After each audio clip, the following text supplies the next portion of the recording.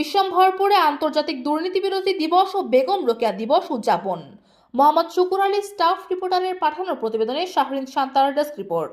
সুনামগঞ্জের বিশ্বম্ভরপুর আন্তর্জাতিক দুর্নীতি বিরোধী দিবস 2025 এবং আন্তর্জাতিক নারী নির্যাতন প্রতিরোধ পক্ষ ও বেগম রোকেয়া দিবস যথাযোগ্য মর্যাদায় উদযাপন করা হয়েছে। মঙ্গলবার 9 ডিসেম্বর উপজেলার প্রশাসন, উপজেলা মহিলা বিষয়ক কার্যালয় ও উপজেলা দুর্নীতি প্রতিরোধ কমিটির উদ্যোগে এবং দুর্নীতি দমন কমিশনের তত্ত্বাবধানে এসব কর্মসূচি আয়োজন করা হয়। সকালে উপজেলা প্রশাসন প্রাঙ্গণে জাতীয় সঙ্গীত পরিবেশন ও জাতীয় পতাকা এবং দুদকের পতাকা উত্তোলনের মধ্য দিয়ে দিবসটি সূচনা হয়। এরপর উপজেলা নির্বাহী অফিসার আব্দুল মতিন খানের নেতৃত্বে উপজেলার প্রধান সড়কে একটি বিশাল মানববন্ধন অনুষ্ঠিত হয়। মানববন্ধন শেষে উপজেলা পরিষদ মিলনায়তনে আলোচনা সভা অনুষ্ঠিত হয়।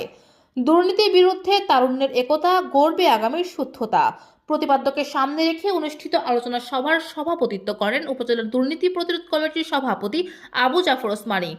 প্রধান অতিথির বক্তব্য রাখেন ইউএনও আব্দুল মতিন খান। স্বাগত বক্তব্য দেন প্রাথমিক বিদ্যালয়ের প্রধান শিক্ষক অঞ্জন কুমার দে। অন্যান্য বক্তাদের মধ্যে ছিলেন উপজেলা দুর্নীতি প্রতিরোধ কমিটির সাধারণ সম্পাদক ও সাংবাদিক স্বপন কুমার বর্মন, বাদাঘাট দক্ষিণ ইউপি চেয়ারম্যান মোহাম্মদ সবাব মিয়া, জনস্বাস্থ্য উপসহকারী প্রকৌশলী মৃদুল কান্তি সরকার, ভার্ব উপজেলা ম্যানেজার সাইদুল ইসলাম, উপজেলা কৃষি কর্মকর্তা কৃষিবিদ মোহাম্মদ আসাদুজ্জামান, পুরানপুর থানার অফিসার ইনচার্জ মোহাম্মদ জাহিদ প্রমুখ। দিবসটি ঘিরে পূর্বেই পোস্টারিং ও ব্যাপক প্রচার প্রচারণা করা হয়। এইদিকে উপজেলা প্রশাসন ও উপজেলা মহিলা বিষয়ক কার্যালয়ের উদ্যোগে উপজেলা পরিষদ মিলনায়তনে অনুষ্ঠিত হয় বেগম রোকেয়া দিবসের আলোচনা সভা ও সম্মাননা প্রদান অনুষ্ঠান। নারী ও কন্যার প্রতি সহিংসতা বন্ধে ঐক্যবদ্ধ হই, ডিজিটাল নিরাপত্তা নিশ্চিত করি প্রতিপাদ্যের আলোচনা সভায় সভাপতিত্ব ও সম্মাননা ক্রেস্ট প্রদান করেন ইউএনও আব্দুল মতিন খান। সঞ্চালনায় ছিলেন প্রধান শিক্ষক অঞ্জন কুমার দে এবং সহযোগিতায় ছিলেন মহিলা বিষয়ক অফিস সহকারী ফাইজুল ইসলাম।